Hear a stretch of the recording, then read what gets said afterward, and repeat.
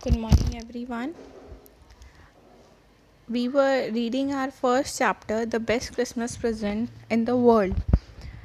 In this chapter, we were reading, in the part 1, we were reading, it was the roll top desk in a junk shop. It was in a bad condition but cheap. The author thought that he could restore it, so he bought it. He began to work on it on Christmas Eve. Then while he was repairing the desk, he pulled out the drawers. He found that these had been badly damaged by fire and water. The man who sold it had told him that it was very old. It was of 19th century and made of oak. The last drawer had stuck fast. He had to use much force to open it. When it opened, it revealed a secret space. In it, he found a small tin box. On the top of the box, these words were written: Jim's last letter received on January 25, 1915. To be buried with me when the time comes. These words were written on the top of the box. Inside, there was an envelope with the address Mrs. Jim Macpherson, 12 Copper Beaches, Bridport. The date was December 26, 1914. The author read the letter. The owner of the desk must have put it in.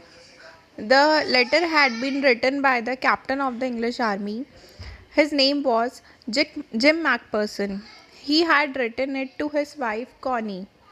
A wonderful incident had happened on the battlefield on the Christmas day. Jim Macpherson had narrated it in his letter. That was the unforgettable moment for Jim Macpherson. So he narrated, the English and the Germans were at war. The two armies stood in their respective trenches on the two sides of the no man's land. Suddenly, Macpherson saw someone waving a white flag from the enemy side. Then he saw many German soldiers calling out to them. They were they were wishing a happy Christmas to the English soldiers. Some English soldiers shouted back, "Same to you." The English thought that was all. To their surprise, they saw many Germans moving toward them. The captain was alarmed. It could be a trick, but it was not. They were bringing with them German wine and canned meat. Now there were no rifles between the soldiers. They were hugging one another. The German officer moved toward Macpherson. They shook hands very warmly. Then the German officer said that he was from Dusseldorf and that he played cello in the orchestra. He gave his name as Hans Wolf. In return, Macpherson also introduced himself. He said that he was a school teacher from Dorset. Now Hans Wolf smiled. He said he knew Dorset. In fact, he had never been to England, but he knew English. His favorite writer was Thomas Hardy. His favorite book was Far from Madding Crowd. It was from there he had learned all about Dorset. Macpherson shared with Hans Wolf the Christmas cake his wife had sent for him. Hans Wolf said that the marzipan was the best he had ever tasted. It was a wonderful Christmas party. Then a soldier brought out a football.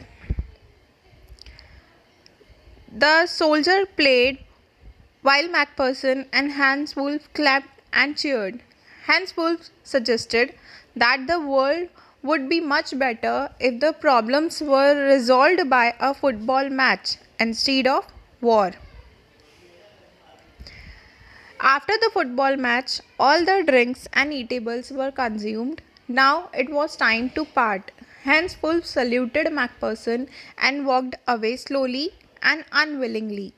That night, the Germans were heard singing a carol.